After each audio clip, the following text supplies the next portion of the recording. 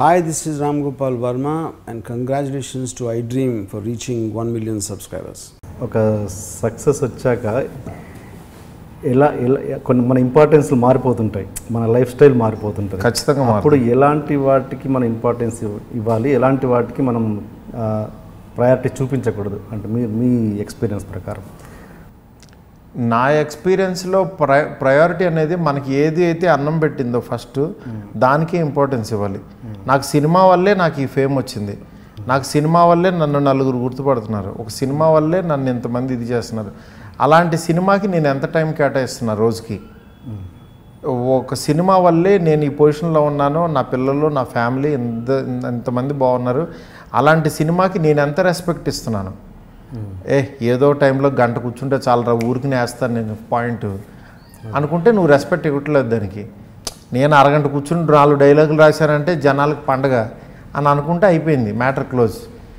అంటే ఇక్కడ నువ్వు నీ సినిమాకి, నిన్ను నమ్మిన ప్రొడ్యూసర్కి, నిన్ను నమ్మిన ఆర్టిస్టులకి ఇంతమంది బాధ్యత నీ మీద ఉన్నప్పుడు దానికి ఎంత రెస్పెక్ట్ ఇస్తున్నావు అనేది నీలో ఉంటుంది. అది నువ్వు ఎప్పుడైతే ఈ సరౌండింగ్స్, ఈ కథ పుట్టాలంటే పలానా హోటల్కి వెళ్ళాలి, పలానా కేరళలో లేకపోతే ఆస్ట్రేలియా వెళ్ళి ఆ హోటల్ 7th ఫ్లోర్లోంచి వ్యూ ఉంటే అక్కడ లైట్గా ఫ్రూట్స్ తింటూ అక్కడ పాయింట్ ఎందుకు పుడుతుంది నీకు? అక్కడ నీకు ఎంటర్టైన్మెంట్ వస్తుంది నీకు. అది తప్ప అంటున్నాను నేను. ఇవన్నీ ఉంటేనే పాయింట్ పుడుతుంది అనుకుంటే నువ్వు అసలు ఫస్ట్ సినిమా ఏ ఊళ్ళో ఉండి చేసావు? ఏ హోటల్కి వెళ్ళి చేసావు నువ్వు ఫస్ట్ సినిమా? ఏ కరీంనగర్లోనో ఎక్కడో మీ ఊళ్ళో కూర్చున్నప్పుడు పుట్టింది కదా. అప్పుడు లేని స్టార్ హోటల్ ఇప్పుడు ఎందుకు నీకు? నేను అదే చెప్తున్నాను. నేను ఇక్కడ ఇప్పుడు ఎందుకు అడుగుతున్నావు నువ్వు పలానా చోట రూమ్ వేయండి అని? నేను అందుకని యాక్చువల్గా ఈ రియాలిటీలో అంటే ప్రొడ్యూసర్ డబ్బులు వాంటెడ్గా ఖర్చు పెట్టాలన్నా, నువ్వు ఈ డైరెక్టర్షిప్ ఎంజాయ్ చేయాలన్నా, లేకపోతే నువ్వు తినని ఫ్రూట్స్ తిందామనా, నువ్వు ఏం ఆశించి ఇంత ఖర్చు పెట్టిస్తున్నావు? అంటే ప్రొడ్యూసర్ ₹1 ఎక్స్ట్రా తినేస్తే నీకేమన్నా ఇది వస్తుందా? నేను అది చెప్పేది. ఆ సిన్సియారిటీ, ఆ రెస్పెక్ట్ అనేది కనుక నువ్వు ఇవ్వకపోతే తెలియకుండా నువ్వు గ్రాడ్యువల్గా కిందకి వెళ్ళిపోతూ ఉంటావు. ప్రొడ్యూసర్ అన్నవాడు సంతోషంతో ఇవ్వాలి. అరే నాకు ఇంత ఇచ్చావు, నువ్వు పలానా చోటుకి వెళ్ళు, నేను తీసుకెళ్తా రా నువ్వు అని అంటే ఆ ఎంజాయ్మెంట్ వేరు. నువ్వు సార్ స్టోరీ సిట్టింగు వాళ్ళని పిలిచి అక్కడ రూమ్ వేయండి ఆస్ట్రేలియాలో, చూను దుబాయ్లో కంపోజ్ చేద్దాం, పైన టాప్ ఫ్లోర్లో కంపోజ్ చేద్దాం. మీకు కొంతమంది ఉన్నారు, మీకు తెలీదు. సినిమా మంచి ట్యూన్ ఇవ్వాలంటే ఈ పాట ఆడికి ట్యూన్ ఇంట్లోనే వచ్చేస్తుంది ఫస్ట్.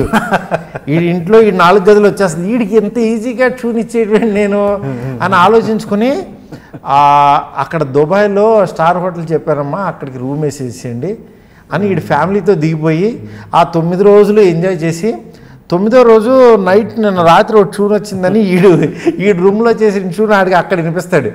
సార్ నేను 10 రోజులు వేస్ట్ అయిపోతానని చాలా ఫీల్ అయ్యాను సార్, ఇంత అద్భుతమైన ట్యూన్ ఇస్తారనుకోలేదు లాస్ట్ డే. అవునరా, ఇది పుట్టింది చెన్నైలో పలానా స్ట్రీట్లో కదా, ఒరిజినల్గా పుట్టింది బస్తీలో కదా, అది బాగుంటుంది ఎప్పుడు. ఈ ఎంజాయ్మెంట్ అయిపోయింది కదా, ఆడికి ఈ లోపు 50 లక్షలు వదిలేస్తాయి. వీడికి ఇచ్చిన 2 కోట్ల రెమ్యునరేషన్కి వీడి ఖర్చులు చూస్తే 2 కోట్లు ఉంటాయి. ఇట్లాగా ఒక కసి తీర్చుకున్నట్టుగా వాంటెడ్గా అనుభవించాలని అనుభవిస్తున్నారు. అది తప్పేమో అని నా ఫీలింగ్, అంతే. మేబీ ఫ్యూచర్లో నేను అలా నాశనం అయిపోతే ఇంక నేనేం చేయలేను. కాకపోతే నేను ఏంటంటే ప్రొడ్యూసర్ స్థాయి నుంచి వచ్చాను కాబట్టి నేను ఆ హోటల్లోకి ఎంటర్ అయితేనే ఏం ఫ్రూట్స్ చెప్తే ఆడు ఎంత బిల్ వేస్తాడని భయం వేస్తూ ఉంటుంది నాకు. అంటే ఎందుకు ఇవన్నీ అవసరమా అనిపిస్తూ ఉంటుంది. బట్ కొన్ని సందర్భాల్లో లేదు, కొంచెం చేయాలంటే అలా కొంచెం ప్రైవసీగా చేయాలంటే చేయొచ్చు. ఇక బడ్జెట్ని బట్టి వచ్చిన డబ్బులు అనుభవిద్దామని.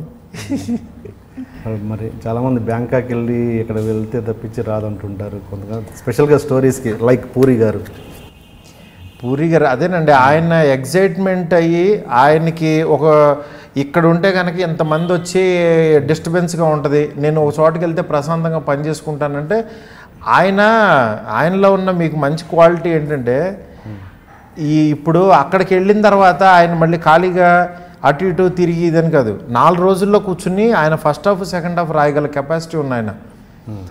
అలాంటి కెపాసిటీ ఆయనలో ఒక రైటర్ ఉన్నాడు, ఆయన ఎక్కడ కూర్చున్నా ఆయన వర్క్ చేస్తాడంటున్నా సినిమాకి. ఓకే, అలాంటి ఆయన వెళ్ళొచ్చు. కొంతమంది ఫోర్స్డ్గా వేస్తారంటున్నా.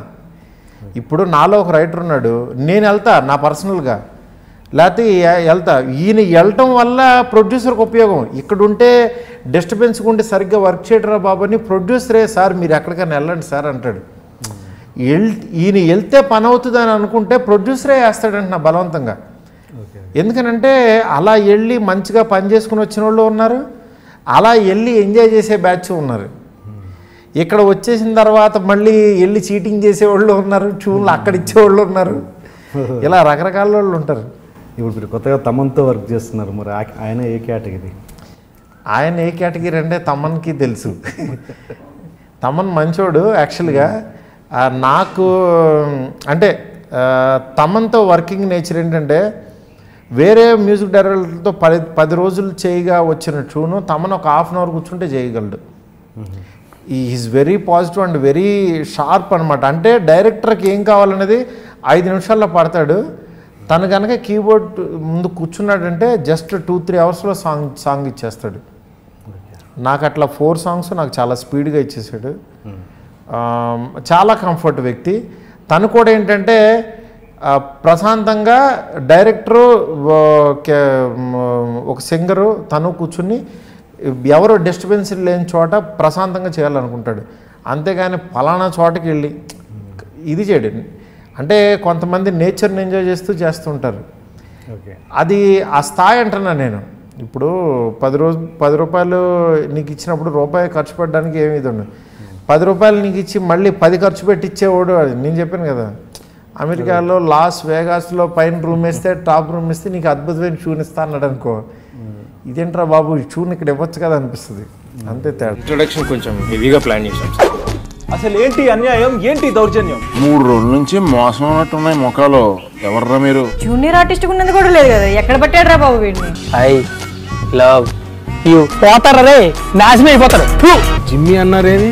ఇదే సార్ జిమ్మి. అవులే ఆన్లైన్ అవుపిస్తున్నా నీకు. Hey where are the couple, I want to shoot. ముందు కలర్ తెలెట్టుకుని మా కండిషన్ చూడరా Kaabil. So please do subscribe to Lolo K please. iDream 1 million subscribers ki reach ayindandi. Congrats to iDream Media on reaching 1 million subscribers.